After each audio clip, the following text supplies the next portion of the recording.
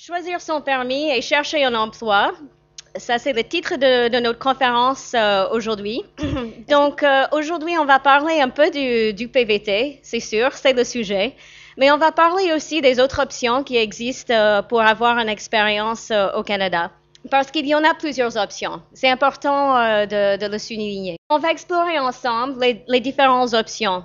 Donc, le PVT au Canada, ça fait partie d'un programme qui s'appelle Expérience internationale Canada. Le Canada a différents permis facilités dans le cadre de ces programmes de mobilité internationale pour faire en sorte que les jeunes Français puissent venir au Canada et aussi que les jeunes Canadiens puissent venir travailler et voyager en France.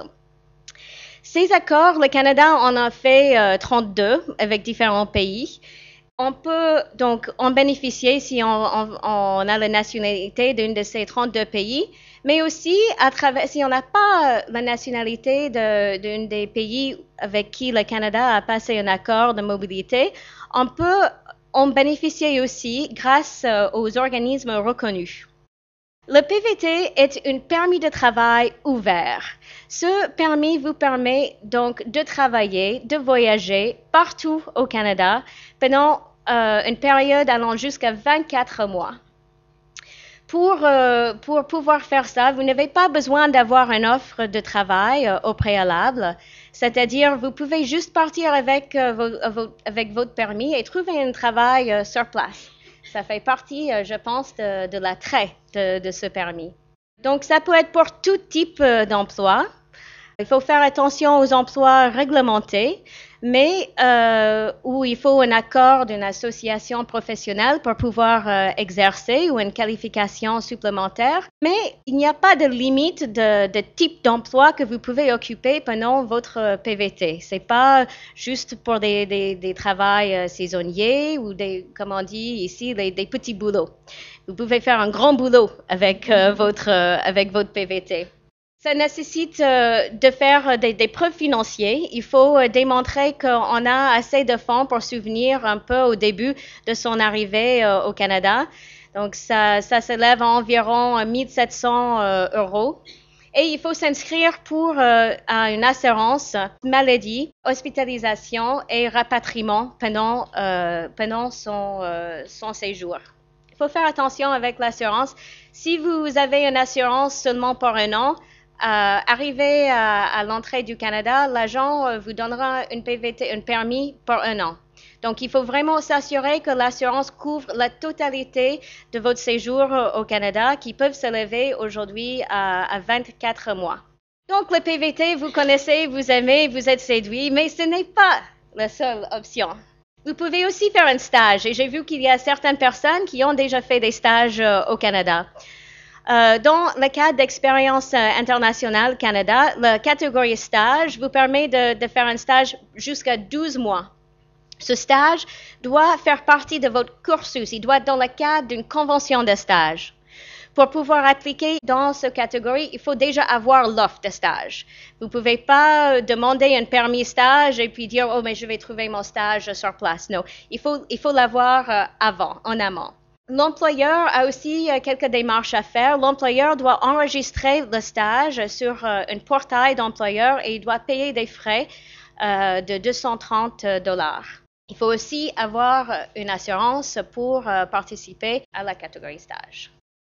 Possibilité d'avoir un permis de travail facilité avec le programme Expérience internationale Canada dans la catégorie jeunes professionnels. Ça permet aussi d'obtenir un permis de travail jusqu'à 24 mois, mais il faut avoir au préalable une offre d'emploi de la part d'un employeur canadien et ça doit être un emploi rémunéré. Ce n'est pas pour faire du bénévolat qu'on fait le jeune professionnel. Et cet emploi doit être en relation avec vos études ou votre expérience à date.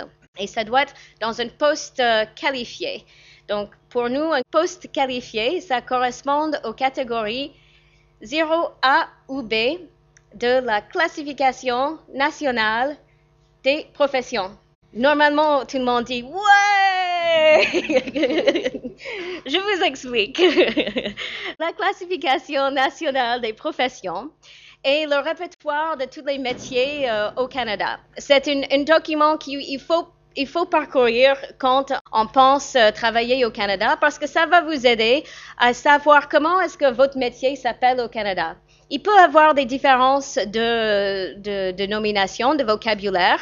Donc, il faut passer un peu de temps sur ce site, dans ce document. Pour avoir un poste qualifié dans le cadre d'un jeune pro, il faut que ça soit compétence 0. Donc ça correspond à tous les postes de gestion, qu'on soit directeur d'un hôpital ou directeur d'un Burger King, c'est un poste de gestion. La catégorie A, c'est pour des professionnels. Donc, normalement, ça exige un diplôme universitaire et ça peut être, oui, des médecins, des dentistes, des architectes ou des professeurs, ce genre de choses. Après, catégorie B, c'est pour des emplois techniques ou spécialisés. Ça peut être des chefs, des plombiers, des électriciens. Donc, quand on va faire une jeune professionnelle, il faut savoir dans quel niveau est l'offre d'emploi pour laquelle on postule, parce qu'il faut que ça soit dans une de ces 3 catégories pour pouvoir bénéficier du permis jeune professionnel. OK? Donc, Expérience internationale Canada. En France, cette année, il y a 15 500 personnes qui ont eu une place, qui sont parties avec ce type de permis, que ce soit le PVT, le stage et le jeune pro. Quand est-ce que le quota 2017 va ouvrir? Je ne sais pas. Ça, c'est la question du jour. On ne sait pas. Tout ce qu'on sait est que, a priori, ça va être plus tôt que l'an dernier. C'est quelque chose donc à surveiller sur le site web de EIC, sur les réseaux sociaux de l'ambassade du Canada en France, sur pvtis.net. Bon, je vais dire quand ça ouvre, vous le saurez. Il faut savoir aussi, c'est important de le souligner, que le processus de demande de participation a changé. Vous avez peut-être connu l'époque où vous présentez des demandes par papier, pour certains. Ou l'époque où il fallait être le jour J devant son ordinateur avec une grande tasse de café et puis on panique et puis on s'entraîne bien les doigts pour appuyer au bon moment. Ces jours sont terminés. Ce n'est plus un système de première arrivée, première servie. OK? C'est un système où, tranquillement, quand le quota s'ouvre, on crée son profil, on exprime son envie de faire un PVT stage jeune pro au Canada et on attend de recevoir une invitation à présenter sa demande. Et il y a des invitations qui sont envoyées régulièrement. Il y a des personnes ensuite qui partagent leur joie sur pvtis.net ou leur désarroi sur le site de l'ambassade. Ensuite, une fois que vous avez reçu cette invitation à présenter une demande, vous devez renvoyer dans un délai précis un certain nombre de justificatifs et ces justificatifs sont examinés. Et si votre demande est acceptée, vous recevez donc une lettre d'introduction qui vous permet d'obtenir votre permis de travail en arrivant au Canada. Donc, pas de panique. On crée tranquillement son profil quand le quota s'ouvre et il y a des rounds réguliers pour pouvoir participer. Pour vous donner un ordre d'idée, pour cette année, il y avait environ 20 000 personnes qui ont fait une demande, qui ont créé des profils pour le PVT et il y a 7 900 personnes qui sont parties. Ce n'est pas impossible. Moi, je pense que si on fait le calcul, il y a quand même des bonnes chances. Certes, pas tout le monde en a, mais il y a d'autres options. On les explore ensemble. Donc, une nouveauté cette année, depuis le mois de juin, est le permis mobilité francophone. Mobilité francophone est un nouveau permis de travail temporaire qui existe depuis le 1er juin et qui s'inscrit dans le but de faire venir plus de francophones au Canada pour s'installer dans les communautés francophones ou dans les endroits où le français peut être en situation minoritaire, c'est-à-dire en dehors du Québec. Pour pouvoir participer, il faut habiter et travailler en dehors du Québec. Il faut avoir participé à une activité de promotion organisée en relation avec l'ambassade ou avec les communautés francophones au Canada. Ça peut être une session d'information, une webconférence, ça peut être un échange de courriel avec l'ambassade. On a une compréhension assez large de ces critères. Il faut utiliser le français quotidiennement, c'est votre cas, et il faut avoir une offre d'emploi qualifiée. On se souvient de ce que c'est, parce que pour jeunes professionnels, c'est la même chose. Donc, une offre d'emploi qualifiée dans les catégories. Ouais! 0A ou B. L'emploi que vous occuperez au Canada n'a pas besoin d'être en français. OK? On s'entend. Ça, vous pouvez avoir un employeur anglophone, mais c'est vous qui parlez français dans votre vie. Voilà. Donc, ça, c'est important à saisir. Donc, c'est un permis qui est lié à votre offre d'emploi. Donc, sa durée est liée au contrat de travail que vous avez au Canada ou aux durées de votre passeport s'il s'agit d'un contrat ouvert. Donc, il faut être francophone, mais il n'y a pas de condition d'âge ou de nationalité.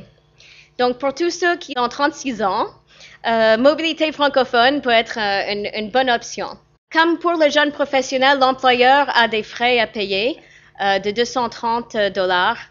Et donc, l'employeur, pour vous expliquer un peu vraiment le cheminement de comment on fait sa demande de permis de travail pour mobilité francophone, l'employeur doit d'abord soumettre l'offre sur un portail d'employeurs et il paye les frais. Et puis, l'employeur reçoit un numéro d'offre qui vous transmet. Et vous servez de ce numéro d'offre quand vous faites votre demande de permis de travail. Donc là, je vous ai présenté deux types de permis dans le cadre du programme de mobilité internationale. Okay? Donc ça, c'est des permis qui existent, qui sont facilités en quelque sorte. Parce que la règle de base au Canada est que pour embaucher un étranger, l'employeur doit faire une étude d'impact sur le marché du travail. Donc, normalement, l'employeur doit aller prouver qu'aucun Canadien ni de résident permanent peut faire le travail en question.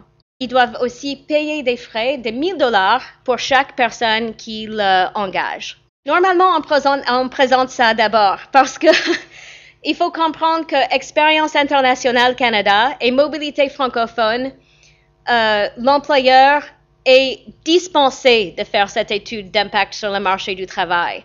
Donc, si vous êtes éligible pour un de ces permis, il faut le dire haut et fort aux employeurs quand vous vous présentez. Il faut dire que vous êtes éligible pour des permis facilités où l'employeur n'a pas besoin de faire une étude d'impact sur le marché du travail. Ça change la donne pour un employeur. Mais si vous ne trouvez pas d'emploi qui correspondent à jeunes pro ou vous n'êtes pas éligible, ou si, pareil pour mobilité francophone, vous avez la possibilité, vous pouvez toujours faire une demande de permis du travail avec le programme des travailleurs temporaires, étrangers temporaires, mais l'employeur doit faire ces démarches-là. On peut aussi visiter le Canada. J'ai vu qu'il y avait pas mal de personnes qui ont déjà visité le Canada et je vous encourage fortement à le faire, il y a tellement de choses à voir. Aujourd'hui, pour visiter le Canada, si on part en tant que visiteur et on a la nationalité française, il faut obtenir une autorisation de voyage électronique, l'AVE, OK? Vous avez peut-être voyagé aux États-Unis et vous avez peut-être dû faire une demande de ESTA. Bon, c'est la même chose, mais c'est pour le Canada. Donc, l'AVE, depuis le 15 mars, c'est obligatoire pour voyager au Canada. C'est quelque chose qu'on demande en ligne sur un seul site. Il y a beaucoup de faux sites qui existent. C'est canada.ca/AVE. Ça coûte $7. Si on vous demande de payer plus que $7, c'est mauvais. C'est pas un site du gouvernement du Canada. Ça prend 5 minutes pour faire la demande. Vous devez avoir une carte de crédit et votre passeport avec vous, mais c'est obligatoire pour pouvoir entrer dans le pays.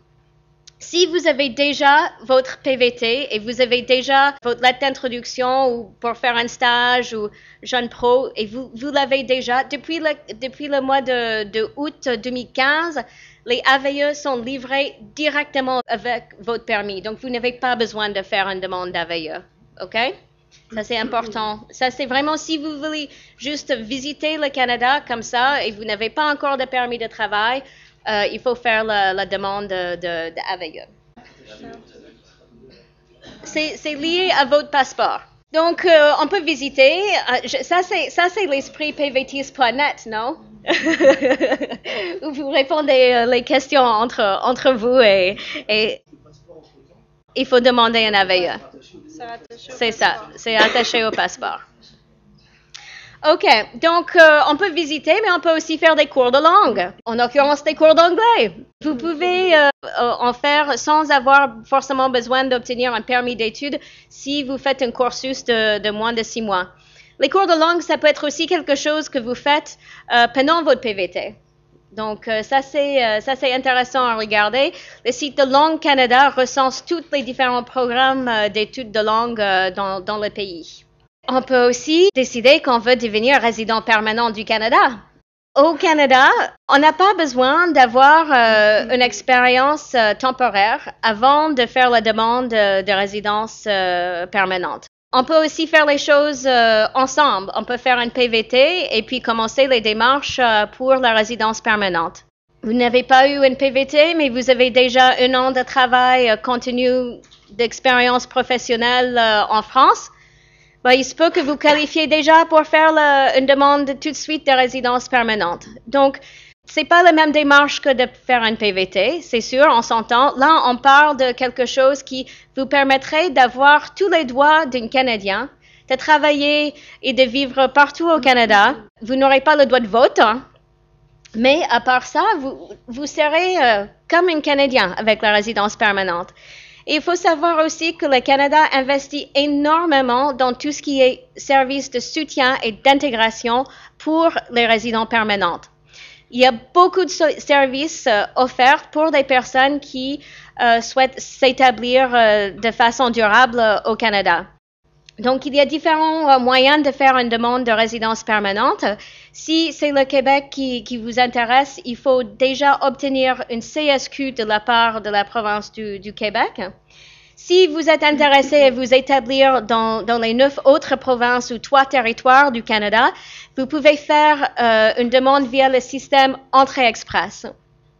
Je ne vais pas aller dans les détails sur le fonctionnement d'Entrée Express aujourd'hui, mais sachez que l'ambassade du Canada organise régulièrement des webconférences et des sessions d'information sur les processus Entrée Express, comment créer un profil, si vous avez déjà un profil, comment l'améliorer. Vous avez aussi la possibilité d'obtenir la résidence permanente directement auprès des provinces. Parce que les provinces ont chacun leur programme avec leurs critères, leurs propres critères qui reflètent les besoins des provinces. Donc, si vous faites une PVT en Nouvelle-Écosse, vous pouvez vous renseigner directement auprès de la Nouvelle-Écosse pour connaître leur programme d'immigration et voir si vous pouvez qualifier par ce biais. Donc, je vais dire, si le PVT se passe bien et ça vous plaît, ne tardez pas à regarder les démarches pour la résidence permanente. Je vous présente Marie-Joëlle Bergeron, qui travaille pour la Société nationale de l'Acadie, qui regroupe en fait de la promotion pour le Canada atlantique. Elle va vous parler dans quelques instants un peu de comment ça se passe au Canada atlantique, qu'est-ce que c'est l'Acadie, et puis les différentes opportunités pour faire les PVT dans les provinces d'Acadie. Et puis, les différents services de soutien qui existent aussi pour les PVTistes. Nous avons aussi Maëlle et Jean-Baptiste que vous avez peut-être déjà rencontrés, qui revient tout fraîchement de Montréal où ils ont fait un PVT pendant 1 an. Ils ont tous les deux eu un PVT. Ils vont nous raconter leur expérience. Et Thomas aussi, qui a fait une PVT à Montréal, un peu à Toronto. On va en parler plus en détail. Pour aborder le marché du travail, il faut vous outiller. Votre outil, ça va être votre personnalité, votre enthousiasme, mais aussi des outils comme votre CV et votre lettre de présentation. Le CV canadien, on en parle beaucoup, mais c'est quoi exactement? C'est un document qui essaie d'obtenir un entretien. Le CV canadien est 2 pages maximum. Et sur le CV canadien, il n'y a pas de photo. Vous êtes très beau, mais les employeurs ne veulent pas voir votre photo sur le CV. Ça les met mal à l'aise. Au Canada, c'est presque interdit, je veux dire. On ne met pas non plus sa date et son lieu de naissance. On n'indique pas si on est marié, si on est paxier, si on est conjoint de fait. Et on n'indique pas non plus si on a des enfants. Et on n'indique pas non plus sa religion. On indique son nom, son prénom, son adresse, son Skype, son page LinkedIn. On se montre disponible. On donne des bons moyens pour les employeurs d'entrer en contact avec vous. On envoie un fichier qui est lisible, un fichier Word ou PDF, que l'employeur ne va pas se poser la question avant d'ouvrir le document. On lui donne un nom normal, raisonnable. On ne l'appelle pas mon CV, .doc. Et on reste assez sobre, sauf si on est dans les domaines où ça prend un peu plus de flash pour être vu. Ça va être intéressant de parler à Maëlle qui a travaillé dans les ressources humaines au Canada, qui peut peut-être aussi vous conseiller sur les CV canadiens qu'elle a vus et puis les CV. Donc, vous confirmez, Maëlle, on reste assez sobre dans le CV canadien? Oui, on reste tout à fait factuel. On indique uniquement, on développe bien ses expériences surtout. Ils veulent savoir ce que vous avez fait concrètement, pas se baser juste à des titres. Oui, quelque chose de très complet, mais justement pas trop. La personnalité, c'est plus en entrevue, donc loisirs, voyage, je l'ai rarement vu. Vraiment rester concis sur ce qu'on fait et vous pouvez largement dépasser la page française, quoi. Ça, c'est au contraire, ils préfèrent que vous ayez sur 2 pages et que tout y soit, parce que sinon ils vont lire en travers puis ça va pas matcher. Donc surtout pas mettre qu'on est français. Ou alors, si vous mettez que vous êtes français, que vous avez déjà un permis de travail, comme on l'évoquait tout à l'heure, parce que ça va faire peur. Ça veut dire que la démarche, c'est pour obtenir un permis. Donc le CV, il est directement mis à côté, quoi. Ça, c'est l'erreur à pas faire. Ou alors, vous mettez que vous avez un permis de travail ouvert. Comme ça, au moins, ils savent qu'ils n'ont pas besoin de démarcher pour vous et vous êtes tranquille. Donc, on va décrire ce qu'on a fait, les résultats qu'on a obtenus. Et on va utiliser les verbes d'action. OK? En français, peut-être on dit gestion d'une équipe. Au CV canadien, on va dire I managed a team of 15 people that was in charge of redesigning the shop and increasing sales by 15%. Par exemple. Mais on évite les phrases longues. Donc, on utilise un vocabulaire simple et on utilise les mots-clés. Vous savez comment ça se passe aujourd'hui, la lecture des CV. Souvent, c'est des choses qui sont faites, qui sont entrées dans les bases de données. Donc, il faut faire très attention de bien mettre les mots-clés que vous retrouvez dans une offre. Il faut les mettre dans votre CV pour que la machine les retrouve dans un premier temps, pour une première tri. Ça, c'est important d'étudier les mots-clés que vous voyez dans les offres pour les inclure dans le CV. Il faut aussi faire attention aux acronymes. Le Canadien ne va pas forcément connaître le fait que le SNCF, en fait, c'est les chemins de fer. Il faut expliquer les acronymes français, le nom de vos écoles. L'employeur canadien ne connaît pas l'ENA. Pour une lettre de présentation, c'est une lettre de motivation. Là, on va chercher à faire ressortir 2-3 idées de votre CV. Et encore, on va parler des résultats. Vous allez mettre ça en accord avec l'offre. Vous allez décrypter l'offre. L'offre, en général, il y a une partie qui décrit le travail et puis qui, ensuite, la deuxième partie, fait ressortir les compétences recherchées. Dans vos lettres, vous illustrez que vous avez ces compétences. Pendant l'entretien d'embauche, c'est des choses, je pense, universelles. Mais montrez-vous que vous êtes vraiment intéressé à l'entreprise en question, que vous avez fait la recherche sur l'entreprise. Montrez que peut-être vous venez de l'étranger, mais vous connaissez leurs objectifs. Vous êtes au courant de ce qu'ils font. Et puis, posez des questions à l'employeur. On va commencer un entretien avec un peu de small talk, mais l'employeur s'attend à un échange, à un dialogue avec vous. Donc, soyez prêts pour ce dialogue. Après, pour chercher du travail, plusieurs sites. Le site Guichet Emploi, c'est le site du gouvernement du Canada qui recense beaucoup d'offres au Canada. C'est très bien fait. Il y a des recherches qu'on peut faire par métier, par ville, par formation. On peut faire des recherches pour connaître les salaires pratiqués dans les différents métiers, chose très importante quand vous négociez avec un employeur.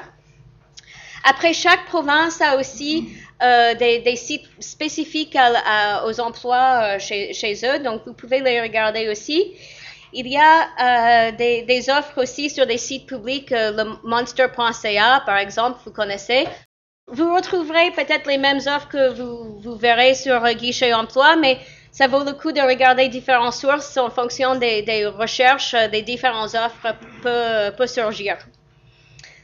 En France, on peut aussi regarder sur le site web de Guichet Emploi. De Pôle Emploi. Pôle Emploi. Sur le site de Pôle Emploi, on peut faire des recherches pour des offres au Canada.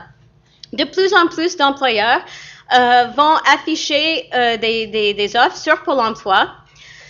Pôle Emploi aussi développe avec son plateforme numérique Emploi Store différents services et des jeux.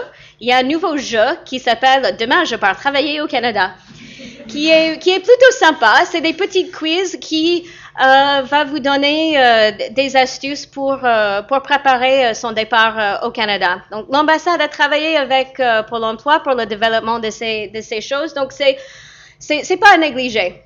Il y a des conseillers spécialisés dans la mobilité internationale à Pôle Emploi, on ne le sait pas toujours, mais si vous avez un projet de partir à l'étranger et vous êtes en recherche d'emploi, vous pouvez en parler à Pôle Emploi. Mais au Canada, 80% des emplois ne sont pas affichés. C'est-à-dire, il faut aller creuser un peu plus profondément. Il faut se servir de son réseau. Le réseau au Canada, ce n'est pas un piston. Le réseau, c'est parler aux gens autour de vous pour faire connaître votre projet. C'est trouver un contact sur LinkedIn avec qui vous avez quelques connaissances en commun, les écrire, décrire votre projet. C'est vous connecter à d'autres personnes autour de vous que vous pouvez contacter plus facilement parce qu'il y a un contact facile. Plus facile, je dirais. Et il ne faut pas avoir peur d'utiliser son réseau d'anciens, d'utiliser les réseaux sociaux, d'envoyer un petit tweet à quelqu'un que vous suivez pour dire je débarque à Calgary la semaine prochaine, je suis intéressé par ce que vous faites, est-ce qu'on peut en parler? L'entrevue d'information est quelque chose qui se fait au Canada. Ça veut dire, vous envoyez une lettre de présentation avec votre CV, mais c'est pas forcément dans le but de postuler dans les médias. C'est, j'ai fait mes études dans ce secteur, ça m'intéresse de rencontrer les grands acteurs au Canada dans ce domaine. Est-ce qu'on peut discuter de ce que vous faites? Est-ce qu'on peut discuter des opportunités que vous avez au cours de l'année?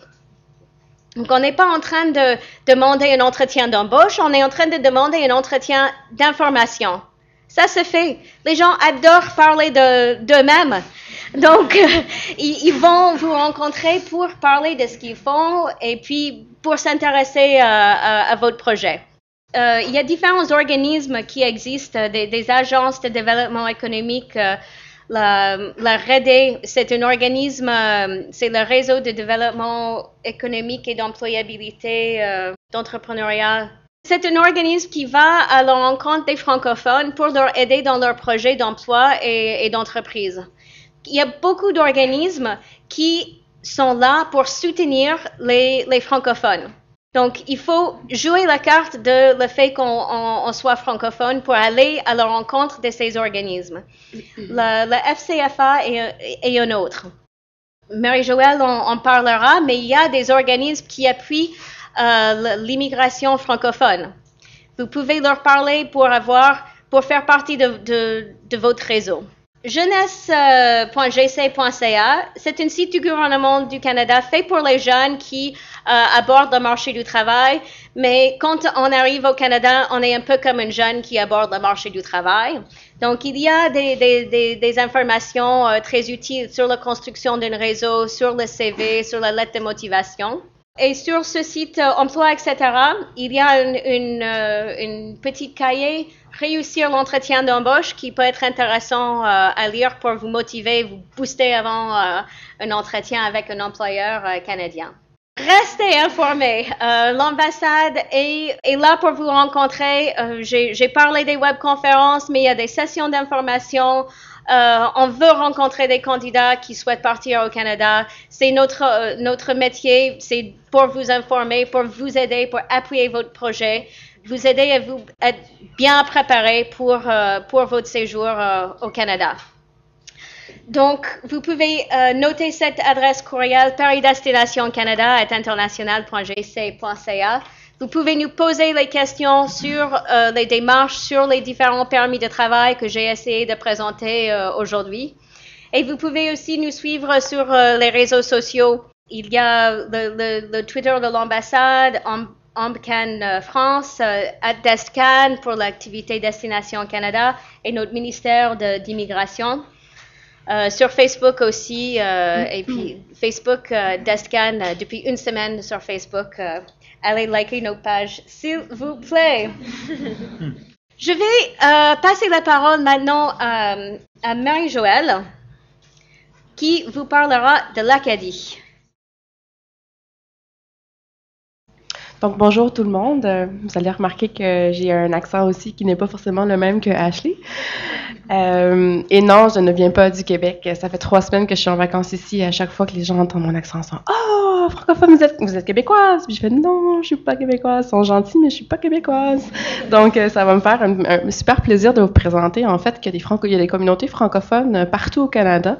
En fait, il y a plus de 1 million de francophones hors Québec, donc dont, je dirais, un peu plus de 30% sont dans les provinces atlantiques, qui, en fait, combien d'entre vous sont familiers avec l'Acadie, en fait, ce que c'est l'Acadie, la culture acadienne? Hey boy. On part de loin. D'accord. En fait, rapidement, je ne vous ferai pas un cours d'histoire ici, mais l'Acadie, c'est en fait les premiers colons français, quand ils sont venus au Canada découvrir la Nouvelle Terre en 1604, sont débarqués en Acadie. Comparativement au Québec, nous n'avons pas de territoire fixe et défini, donc on ne peut pas se regrouper, se rassembler de la même façon que le fait les Québécois. Par contre, les Acadiens sont dans les 4 provinces et il y a des communautés francophones, si on change de slide, il y a des communautés francophones dans les 4 provinces et dans différentes régions. Et puis, la province du Nouveau-Brunswick, je ne sais pas s'il y en a qui sont familiers avec cette province, en fait, c'est la seule province officiellement bilingue du Canada. Moncton, c'est une des plus grandes villes et la seule ville officiellement bilingue du Canada, contrairement à notre pas encore capitale canadienne. Et puis, donc, je dirais que le Nouveau-Brunswick, c'est une des seules provinces où c'est beaucoup plus facile je dirais que dans les 4 provinces, en fait, on peut vivre en français. Par contre, pour travailler uniquement en français, c'est plus facile au Nouveau-Brunswick. Certainement, il faut avoir une certaine maîtrise de l'anglais pour être capable de travailler dans les provinces atlantiques, mais je pense que certains d'entre vous ou autres PVTistes, une des raisons pour lesquelles vous voulez aller au Canada, c'est bien évidemment pour apprendre l'anglais aussi. Donc, c'est une belle occasion de le faire. Donc, dans les 4 provinces, effectivement, il y a plusieurs opportunités d'emploi. Il y a différents groupes qui sont là pour vous accueillir, pour vous aider un petit peu dans vos démarches. Vers la fin, je vous montrerai différents organismes qui sont là pour vous donner un petit coup de main. Mais donc, en fait, j'avais le goût de vous présenter un peu l'Acadie pour vous inviter à venir passer du temps parce qu'en fait, outre les communautés francophones qui sont distinctes avec le reste du Canada, qui ont une culture identitaire vraiment différente du reste du Canada aussi, c'est magnifique. On a des très belles plages, des parcs nationaux et tout ça. On a vraiment des super, c'est magnifique. Donc, non seulement pour venir découvrir la culture acadienne puis sa fameuse accueil. En fait, les Acadiens sont reconnus pour leur accueil. Ces 4 organismes organismes-là sont responsables sont responsables d'un réseau en immigration francophone.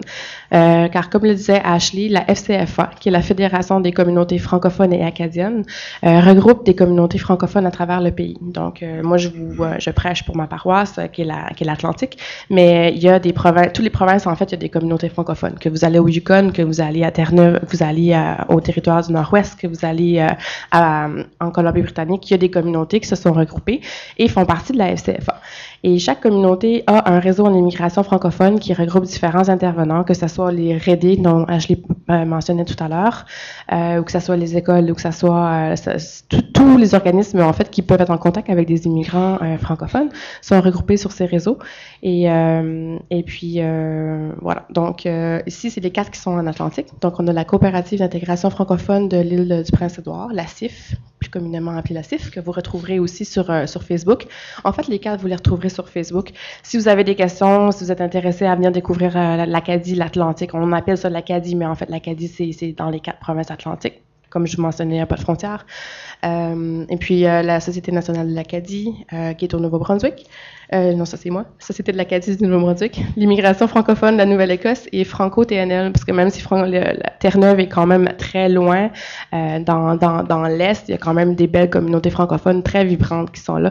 Donc, si vous avez le goût de venir découvrir c'est quoi être un francophone en situation minoritaire qui est capable de vivre son identité très fortement et sa culture, je vous invite à venir découvrir la région de l'Atlantique. Merci beaucoup, Marie-Joëlle. Maintenant, on va passer la parole à nos chers témoins qui vont partager un peu leur expérience, comment ça s'est déroulé, leur PVT. J'ai envie de poser une première question à Thomas. Pourquoi un PVT au Canada? Pour moi, le PVT au Canada, ça s'est imposé à la suite d'un voyage, tout simplement. J'étais parti avec mon ex-petite amie là-bas chez une amie. Et en fait, on est vraiment arrivé à Montréal, on s'est dit bon bah ok c'est cool, c'est mignon. Et puis les jours passent et on se rend compte que finalement on passe des vacances magnifiques, on connaît des gens, on fait des soirées, on s'amuse. On se dit mais peut-être qu'il y a quelque chose à faire à cet endroit-là. Et du coup on s'est dit que pourquoi pas y retourner. On s'est tourné tout de suite vers ce permis-là. C'était en 2009. Et donc l'année d'après on a pris nos valises et on est parti donc du coup au Canada parce qu'on s'est dit c'est là-bas qu'on veut au moins faire un bout de chemin. C'était le Canada et pas un autre pays. Donc comme quoi ça vaut le coup de visiter le Canada. Maëlle, Jean-Baptiste, pour vous, quelles étaient les motivations pour partir? Alors moi j'étais déjà allée 2 fois au Canada. Pour des contextes différents, dans un premier temps pour les cours de langue en 2008, avec un échange avec les lycées français qui était possible à l'époque. Donc 3 mois à partir dans une famille totalement immergée en Ontario. Et après, la correspondante ou le correspondant vient nous rejoindre en France pour faire la même chose de son côté. Donc un programme très intéressant à l'époque. J'étais retournée en vacances les voir parce que ça s'était très bien passé. Et finalement, le Canada, on a voulu que ça soit notre projet commun, parce que je suis mon cursus dans une école de commerce donc qui est très axée internationale. J'étais sur le départ du Japon quand on a décidé de partir au Canada. On voulait partir ensemble sur un pays, sachant que Jean-Baptiste, par contre, lui, avait pas ce côté international dans son cursus, donc on a voulu construire un bout de chemin, comme Thomas a pu le faire aussi de son côté, mais dans un pays qu'on appréciait les deux. Je suis parti au Canada, pareil, en vacances, en 2005 et en 2008 pour des petites semaines, juste pour profiter du Canada, parce que j'avais beaucoup plu. Et à ce moment-là, je dis tiens, je voudrais bien faire quand même mes études universitaires là-bas. Au final, j'en ai fait 0. J'en ai fait 0 là-bas. Et du coup, effectivement, à la fin de mes études universitaires, donc en 2015, j'ai profité en fait de la période charnière pour me dire ce serait le moment un peu de s'en aller. Et du coup, effectivement, avec un projet commun, on est partis tous les deux au Canada pour en profiter, grâce au PVT. Voilà. Maintenant, vos PVT, vous avez tous travaillé. Comment ça s'est passé pour la recherche d'emploi? Comment est-ce que vous vous êtes pris? Est-ce que c'est des choses que vous avez commencé en France, terminé au Canada? Et puis, une fois que vous avez commencé à travailler, comment était l'ambiance au travail ou des choses? Comment ça se passait, le milieu du travail, peut-être par rapport en France? Alors, lors de mon premier PVT, je suis parti un petit peu, j'avais aucune expérience en France, ni si ce n'est mon alternance. Et je suis parti un petit peu la fleur au fusil. Je me suis dit, bon allez, on y va, j'ai mon petit diplôme en poche, il n'y a pas de raison qu'on ne m'accepte pas là-bas. Ça a été un peu plus compliqué que ce que je pensais. C'était un peu de ma faute, effectivement, j'étais un peu niais, puis je m'étais peut-être pas forcément assez bien renseigné sur les offres d'emploi là-bas. Du coup, j'avais un petit peu une recherche un peu chaotique, hein. J'allais un petit peu sur les sites des entreprises pour voir s'ils recrutaient, ou voilà, de façon directe. J'avais totalement occulté la notion de réseautage. J'avais un peu occulté aussi le fait de de me dire que j'avais vraiment pas d'expérience et que même une petite expérience au Canada qui n'a même rien à voir avec son domaine, c'était très important. Quand on va voir un employeur et qu'il nous demande vous avez déjà travaillé dans votre domaine, vous dites non. Et puis après ils vous reposent une autre question derrière, vous avez déjà travaillé au Canada, vous dites bah non. Bon, ils aiment bien qu'on ait quand même une expérience, voilà. Même si c'est, je sais pas moi, travailler au McDo ou peu importe, avoir une petite expérience, montrer qu'on s'est intéressé, qu'on a déjà travaillé, qu'on a l'esprit et qu'on est dans l'optique vraiment de travailler au Canada. Du coup, voilà, mon domaine, moi, c'est l'informatique. Bien que c'est un secteur qui recrute énormément, j'ai pas pu trouver. Alors, parce que j'ai pas vraiment cherché, comme j'ai dit. Et puis, je suis resté dans mon petit confort d'avoir trouvé mon petit job alimentaire, qui n'a rien à voir. Pour l'anecdote, hein, j'étais vendeur dans une animalerie, où je rendais des chiens et des chats. Et j'y connaissais strictement rien. Bon, je compte pas le nombre de personnes que j'ai dû escroquer, mais.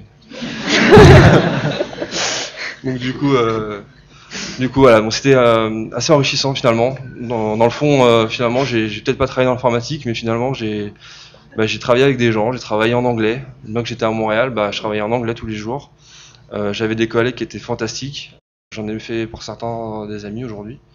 C'était vraiment génial et voilà, une ambiance rien à redire. Alors après voilà, c'était dans un milieu beaucoup moins guindé si je puis dire que le milieu dans lequel je suis amené à travailler aujourd'hui.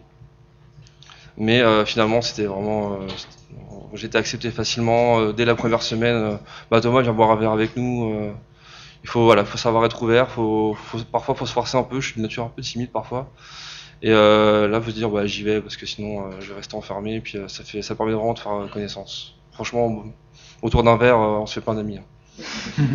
Je pense que c'est important ce que vous dites sur avoir un peu d'expérience de travail au Canada. C'est très important. Au Canada, si vous arrivez et vous trouvez le lendemain, parce que vous pouvez aussi trouver le lendemain un travail dans un café, à faire des sandwichs, mais en fait, ce que vous voulez vraiment faire, c'est être informaticien ou concevoir des jeux vidéo, ce n'est pas un problème.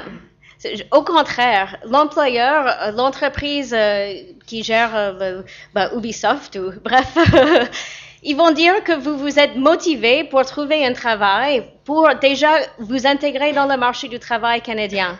Donc, je pense qu'il faut pas avoir peur de travailler dans un domaine qui n'est peut-être pas votre domaine.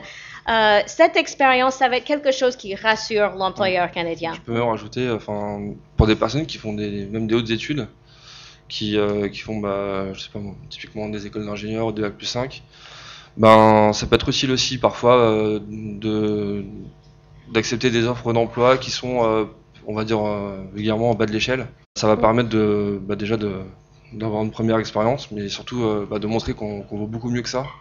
Et la reconnaissance en général, elle va arriver assez vite derrière. Si vous montrez que vous êtes motivé dans votre travail, que vous avez énormément de compétences, que votre diplôme est justifié, il n'y a pas de raison qu'on vous fasse évoluer. Ou même, ça sera une expérience supplémentaire, même si c'est pour un autre employeur.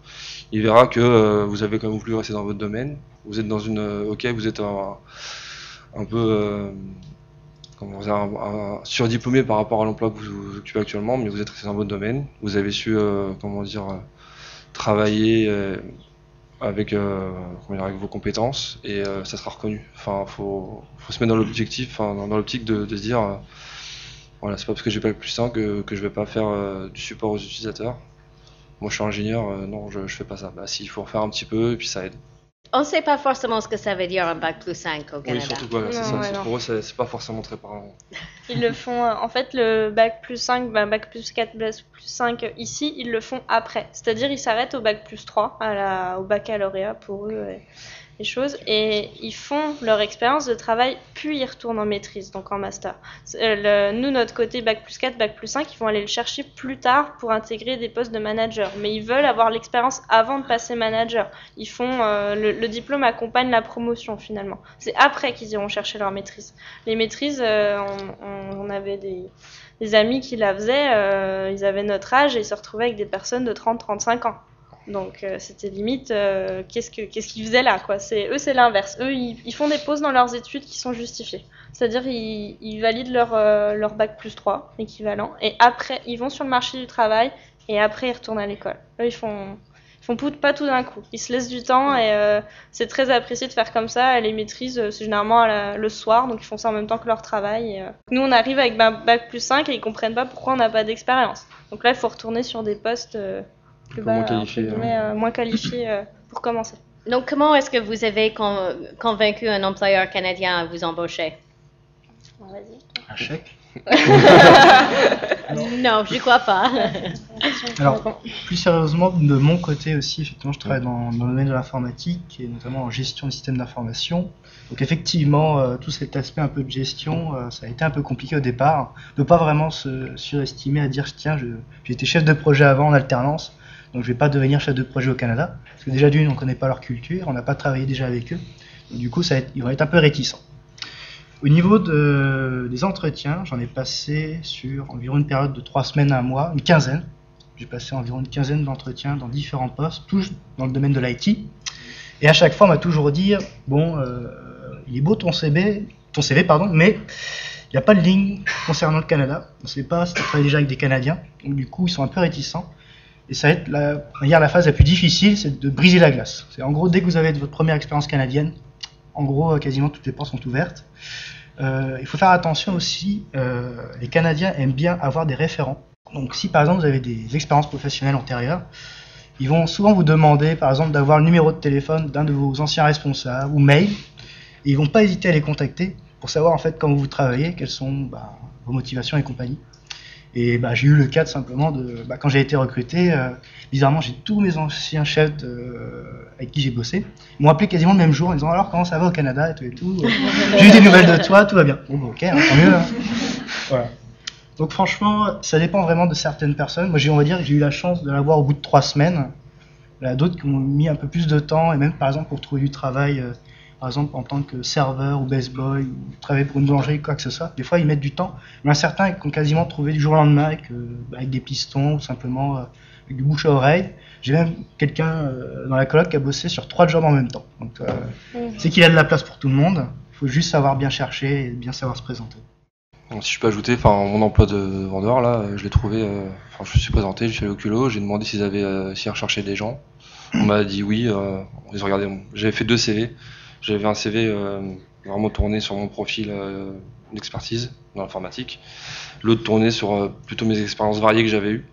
C'est important, parce que si j'arrive à l'animalerie avec mon CV informatique, ils vont pas comprendre. Là, j'avais fait des petits jobs en France, je travaillais, j'ai été caissier dans une animalerie, voilà, ça a aidé un petit peu aussi. Donc je suis allé les voir, on a discuté il y a un quart d'heure avec l'assistante gérante du magasin. Un quart d'heure, elle me serre la main, demain tu peux commencer demain, viens. Je suis arrivé le lendemain. Et j'ai commencé à faire 15 heures par semaine, donc c'était très peu. Très rapidement, j'ai demandé est-ce que je pouvais augmenter, et j'ai réussi à atteindre les 40 heures à un moment donné par semaine. Mais c'était intéressant, c'était motivant, moi j'ai aimé.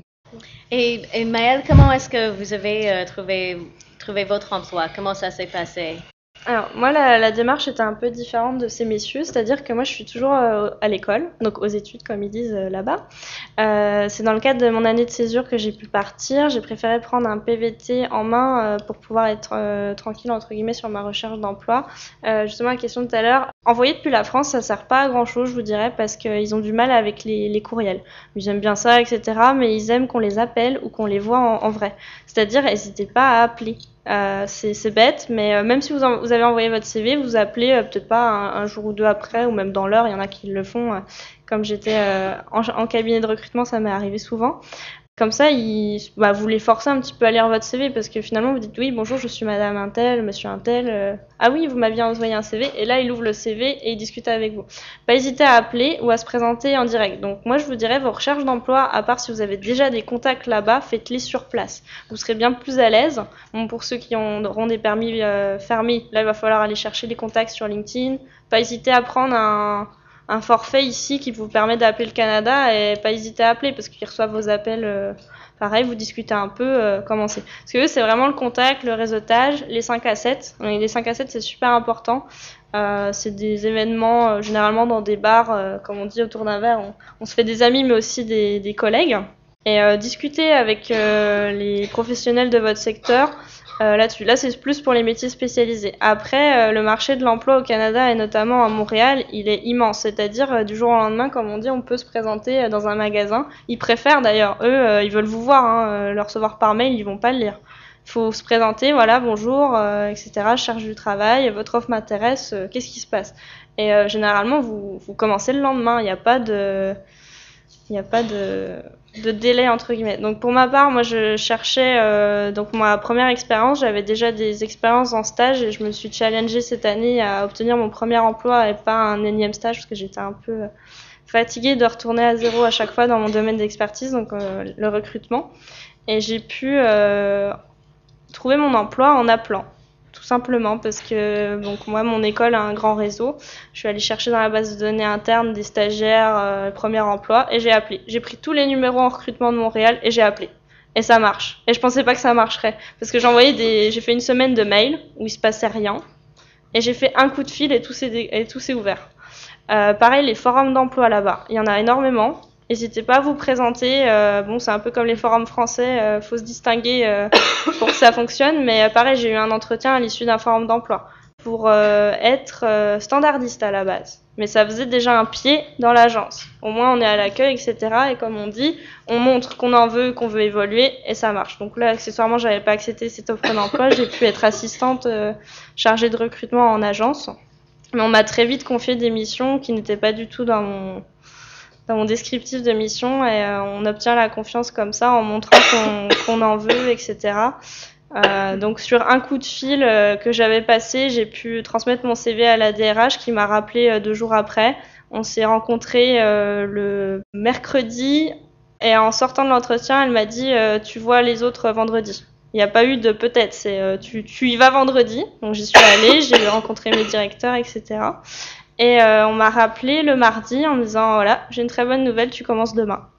Donc là, il faut être extrêmement disponible. Il ne faut pas se dire ah non, en fait, j'aimerais bien prendre dans un mois parce que là, ils vont pas vous attendre. Eux, ils ont un besoin, ils prennent tout de suite. Ouais. Énormément de mes candidats, ils me disent ah bah non, je suis pas trop disponible. Moi, mon client, il me dit non, c'est mort, hein, faut que tu m'en trouves un autre. Hein. C'est tout de suite, tout de suite. Et le marché de l'emploi là-bas, comme il n'est pas contractuel comme chez nous, il est un peu délicat. Donc vous n'allez pas signer de contrat. Là, je vous le dis tout de suite.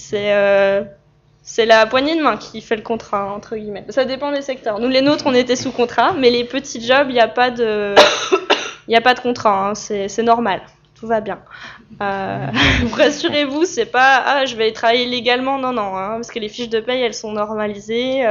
D'ailleurs, le système de paye là-bas est très intéressant. Vous êtes payé alors soit toutes les semaines, soit toutes les 2 semaines. Ça dépend le secteur. Mais c'est assez confortable. Donc, tous les jeudis. Ils trichent tout le temps. Oui, voilà. Vous attendez pas la fin du mois en disant ah j'ai plus d'argent, je fais comment? Donc voilà. Après bon, non, aux 2 semaines. Pour les métiers qualifiés, c'est 2 semaines et puis pour les petits boulots, serveurs, etc. C'est plus à la semaine parce que eux, comme ils ont énormément d'employés, ça leur permet de savoir où ils en sont, ceux qui partent, parce qu'il y a énormément de turnover.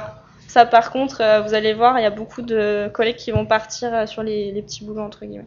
Mais n'hésitez pas, voilà, si vous ne trouvez pas dans votre domaine, de partir sur un petit boulot, du bénévolat, n'importe quoi. Demandez bien les numéros des référents. Dites-leur, voilà, moi je suis en recherche d'emploi, tu vas peut-être pas forcément pouvoir m'en trouver un ou me donner un contact, mais est-ce que je peux donner ton numéro pour que tu puisses me référer?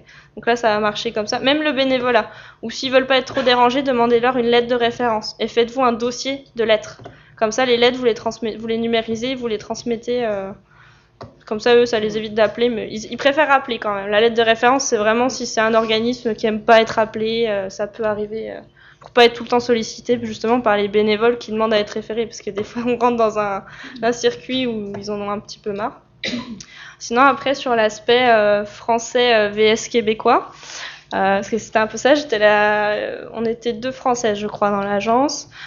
Ça se passe bien, on rigole bien parce qu'il y a des termes où on se comprend pas. Nous, on dit un terme dans notre langue, entre guillemets, et dans l'autre, ça veut pas du tout dire ça. Alors, vous avez des regards très offusqués, comme si vous veniez d'insulter la DG. Non, pas du tout, mais il y a des fois, faut pas hésiter à demander. Ils répondent, il n'y a pas de souci. Ils comprennent qu'on se comprend pas, justement. Mais sinon, je dirais que le vouvoiement, déjà, vous oubliez. C'est vous tutoyez, tout le monde vous tutoie. En tout cas, à Montréal, la plupart du temps, même au Tim Hortons, donc qui va être votre référent café là-bas, et viennoiserie en tout genre, la caissière vous tutoie. Salut, comment tu vas? Qu'est-ce que je te sers? Bon, quand vous arrivez, ça fait un peu bizarre. Mais l'employeur, bon, dans un premier temps, en entretien, on tutoie pas, on vous voit. Mais la barrière va très vite se briser. Et l'aspect management directionnel, je dirais que là-bas, ils sont moins... ils se prennent moins pour des directeurs qu'ici. Je sais pas comment je peux l'exprimer autrement, mais c'est très moi, mon entreprise, en tout cas, était très... elle faisait attention à tous les employés. Est-ce que tu vas bien? Est-ce que tout va bien? Je sais que tu viens d'arriver dans le pays. Est-ce que tu as besoin d'un coup de main pour quelque chose? Ah oui, ton bail, il se finit. Est-ce que tu as retrouvé autre chose? Ils sont très attentifs à vos besoins, à vos attentes, et ils vous le rendent. Donc, si vous travaillez bien, il n'y a pas de souci. C'est la motivation, puis le travail qui compte, en tout cas. On était dans une coloc de 18 personnes. Français. Ouais. Français. Que des Français. Pas de Que des Québécois. Français.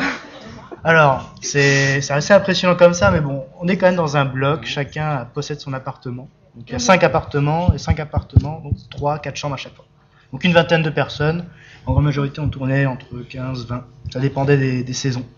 Bon, en tout cas, en gros, on en profitait bien parce qu'on partait souvent ensemble. Donc la preuve juste en haut. On est parti simplement faire la motoneige, du chien de traîneau, faire du ski et compagnie pendant quelques jours à chaque fois, des week-ends, par-ci par-là. On en profitait quand même vraiment pas mal. C'était tout l'intérêt d'être à Montréal et aussi de temps en temps louer des bagnoles et pour tout simplement partir et visiter des trucs qui sont vraiment juste à côté, quoi. On en profite tout simplement à visiter les parcs nationaux et j'espère quand même que certains d'entre vous ont l'intention de les visiter. Ils sont super beaux, n'hésitez pas. Par contre, ils sont payants, mais bon, voilà, c'est pas cher, profitez-en. Il y a des campings et tout est bien installé, profitez-en. En tout cas, ce qu'il faut savoir au Canada, c'est que le réseau de trains est inexistant. Donc c'est pas mal de bus ou de covoiturage. Pour louer des voitures, alors ça dépend de votre âge. Je vous dirais, les plus de 25 ans sont assez chanceux parce qu'il n'y a pas de supplément à payer. Nous, on avait loué des vannes pour partir au-dessus de Québec en chalet. Donc il y a moyen de faire des week-ends assez sympas. Donc louer des voitures, puis beaucoup de bus. On est allé à New York, on est allé à Boston. C'est pas très loin sur la carte, mais comme il n'y a pas de train, ça prend une éternité. On est allé en bus, soit par réseau de voyage, soit juste le bus et puis du Airbnb sur place, des choses comme ça. Montréal-Toronto, ça se fait très bien en bus, c'est 5-6 heures. 5-6 heures, ouais. Oui, mais pour nous, c'était bien parce qu'il y a plus long quand même. C'est pas un parc à côté comme ça. Voilà. C'était pareil, on est parti quelques jours dans l'espoir de voir les baleines. Je dis bien l'espoir. En fait, on a très mal calculé notre coût, c'était pas du tout la saison. Manque d'informations. Ouais, vraiment quoi. Mais quand même, on a essayé. Il y a tout de même d'autres cétacés à voir. Donc on a trouvé une petite compagnie, on a fait du Zodiac, et puis vu qu'on n'avait pas vu grand chose, ils ont décidé de nous rembourser la moitié, c'était gentil. Cette virée-là, donc ça c'était une petite balade en canoë-kayak près du Mont-Tremblant, donc c'est à, je sais plus très bien si c'est à 1h30, 2h de Montréal. Ouais. C'est assez connu, hein, en général, quand on va voyager à Montréal, on va faire un tour au Mont-Tremblant. C'est sympa, il y a beaucoup d'activités à faire là-bas. notamment du kayak. Il y a des balades de plusieurs heures et c'est vraiment beau et on en prend plein la vue. Pour ceux qui sont pas tellement sportifs, c'est pratique parce qu'on peut se laisser couler sur la rivière. Voilà. Comme on dirait en anglais, something for everyone. Voilà. Donc, non, c'est vraiment beau. Alors j'y suis retourné il y a un an au Mont-Tremblant, en plein mois de juillet. Et on peut prendre le téléphérique et monter là. Faut faire attention aux piqûres de bêtes. Il y a plein de temps là-bas et franchement c'est horrible. On s'est fait dévorer quoi. Donc ils vendent du produit en haut, c'est bien dans la boutique. Donc attention aux bêtes. Voilà. Aux ours, des trucs comme ça. Les conseils de nos anciens PVTistes.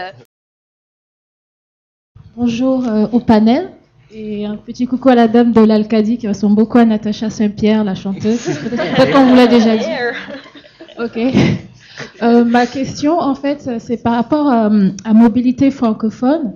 Est-ce que vous avez déjà fait des démarches auprès des entreprises anglophones, notamment au Canada? Est-ce qu'elles sont au courant déjà un peu du programme pour justement faciliter après l'approche de ces entreprises? Parce que moi, je suis bilingue, je parle français-anglais, et je ne sais pas trop comment il faudrait que je présente ça aux entreprises anglophones dans les minorités qui ont des minorités francophones.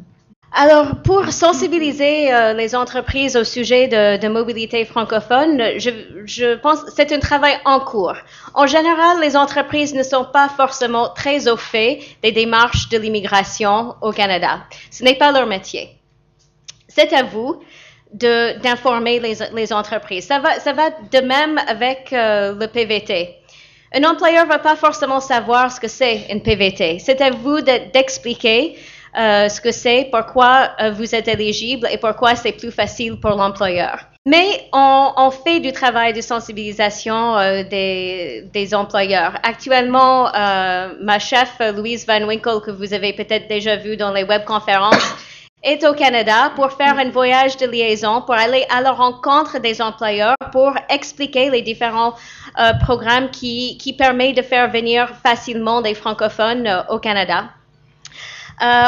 L'ambassade a aussi sur le stand une fiche d'information bilingue que vous pouvez remettre à un employeur avec votre lettre de motivation qui explique ce que c'est ce programme et les démarches à accomplir pour y bénéficier.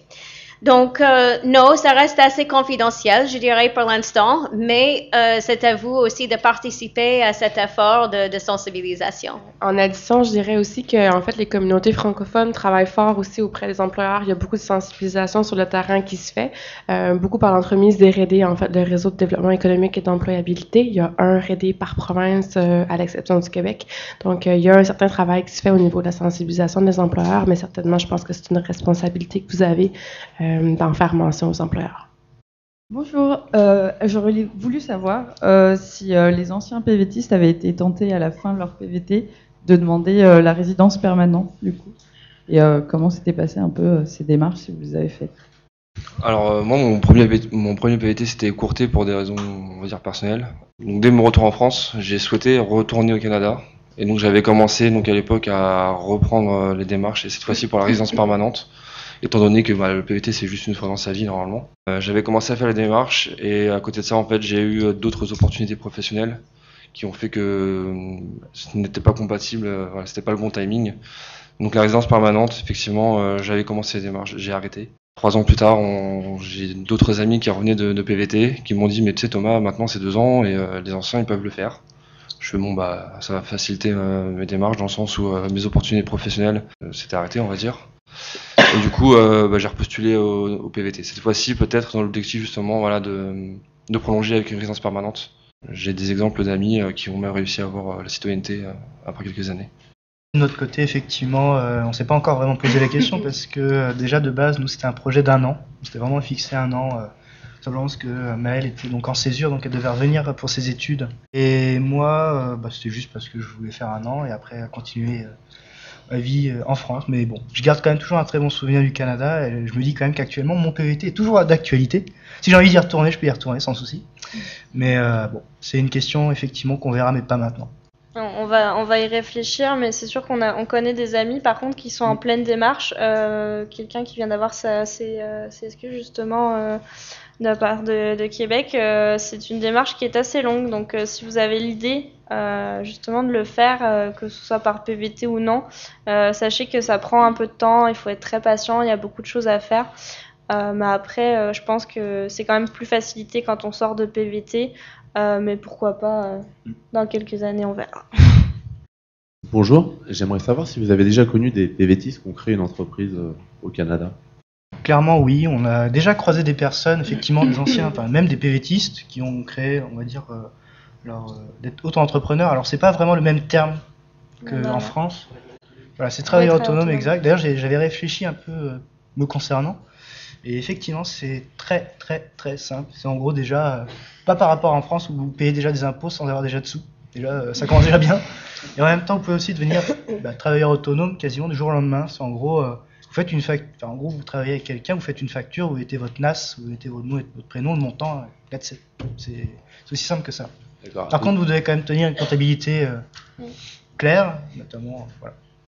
Bonjour. Alors moi j'ai 2 questions. Donc ma première question, ça concerne tout ce qui est couverture maladie, des choses comme ça. Par exemple, si on a une maladie de longue durée en France, comment ça se passe au niveau de trouver un médecin là-bas, l'équivalence des médicaments, est-ce qu'on doit avancer des frais ou est-ce qu'on est couvert par la France Voilà. Et la deuxième question, c'est si on travaille là-bas, comment ça se passe au niveau des impôts en France? Est-ce qu'on est imposé ou voilà, je connais pas du tout. Donc, voilà. Donc pour le PVT, il faut avoir une assurance maladie qui vous couvre pendant la durée de votre séjour. Donc il faut avoir cette assurance privée pour là-bas. Après, peut-être ceux qui ont fait le PVT peuvent parler d'avances de frais, de remboursement, comment ça s'est passé avec leurs assureurs. Mais c'est une exigence pour être accepté pour le PVT et il faut que ça soit une assurance maladie, hospitalisation et rapatriement. Ensuite, les impôts, donc les impôts sont prélevés à la source au Canada, donc vous aurez des impôts canadiens prélevés. Après, quand vous faites votre déclaration en France, il y a des accords entre la France et le Canada pour récupérer les impôts qui ont été prélevés. Alors, je vais rajouter quelques informations concernant l'assurance maladie et les impôts.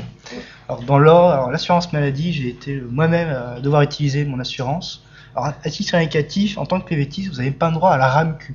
Alors, la RAMQ, c'est un peu la sécurité sociale que vous connaissez tous en France, que par exemple un étudiant peut avoir quand il va au Canada, compagnie, donc vous n'y avez pas droit. Le souci, c'est que la médecine au Canada, c'est très cher, très cher. Il faut imaginer que par exemple vous payez, je crois, 23 €, ou ça va changer bientôt, un médecin traitant. Là-bas, c'est 100 $ par exemple, pour une clinique privée. Des fois, c'est peut-être avec ou sans rendez-vous et vous devez par exemple attendre 24 heures, ce genre de choses. C'est très cher. On va dire à titre indicatif, une anecdote. Quelqu'un est tombé dans le coma malheureusement et a dû être rapatrié en ambulance pour 6 minutes. Il a eu pour 1 000 $. Frais d'avance. En fait, en gros, il doit tout avancer avant de devoir demander son remboursement directement auprès de son assurance. Voilà. Qui rembourse en principe environ entre 3 à 4 semaines. Voilà. Donc faites attention quand même.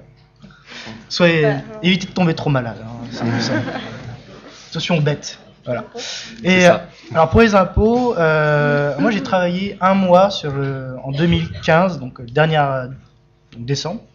décembre 2015, et donc j'ai pu demander donc le remboursement complet de mes impôts qui a été prélevé à la source sur mes fiches de paye.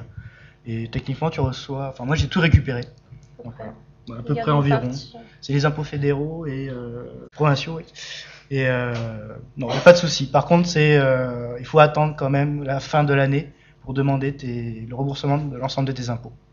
Donc là, par exemple, j'ai eu 2016, du coup, je vais devoir attendre 2017, début 2017 pour demander la récupération de mes impôts. Voilà. Alors pour les impôts là-bas, je vous conseille de passer par un comptable, puisque c'est des impôts qui sont complètement différents de chez nous. C'est pas très cher, et d'ailleurs il y a à Montréal, nous, on est passé par un comptable qui est un ancien PVTiste et qui, pour la peine, a ouvert sa société et s'est spécialisé là-dedans. Donc, il s'occupe des impôts, principalement des PVTistes. Je pense qu'il a d'autres clients, mais il est très bien. Il est très réactif, même en dehors des périodes. Il répond aux questions volontiers. Donc, toujours penser à l'année d'après niveau impôts, comme il faut attendre la fin de l'année globale, donc 2016. Les impôts, je crois que c'est à partir de mars 2017 avec un maximum. Et garder un compte ouvert, puisque pour les récupérer, vos impôts, va falloir un moyen. Donc un chèque, ça va pas vous aider. Donc bien garder un compte ouvert et transmettre les informations. Par contre, par rapport à ta question des impôts français, je sais pas s'il y a une double déclaration. Nous, moi, c'est la première année que je payais des impôts dans tous les cas, donc après...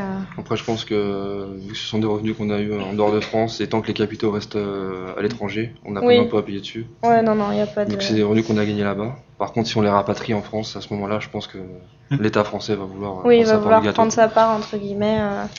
Après, pour le médecin traitant, si tu as une longue maladie, je pense que tu peux voir avec tes médecins français s'ils n'ont pas un partenariat avec des médecins québécois qui peuvent te référencer, parce que les médecins de famille là-bas...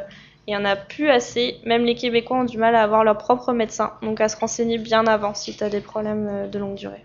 Ce qui nous amène à la fin de cette conférence au Canada. On termine sur les impôts et la bonne santé.